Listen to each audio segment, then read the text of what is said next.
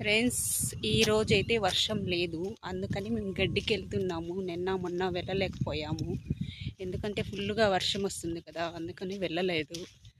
Please చూడండి, ఎంత వర్షం వచ్చినా ఎంత ఎండ కాసినా మాలాంటి వాళ్ళు బయట పోవాల్సిందే, గడ్డి తేవాల్సిందే, ఆవులకి వేయాల్సిందే. అవి తిని మా కడుపులు నింపాల్సిందే. అవి తినకపోతే మా కడుపులు నిండవు కదా.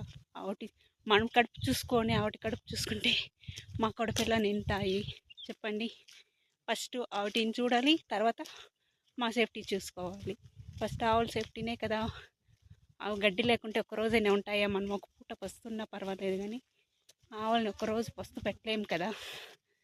చూడండి, మా అమ్మ నా వెనకాల వెళ్తుంది, యూరియా ఎత్తుకొని వెళ్తుంది అనమాట గడ్డికి, చేనుకి చల్లేకి. ఉన్న మొక్కజొన్నలు చల్లితే బాగా పొలం సారం బాగుంటుందని వర్షం పడింది కదా.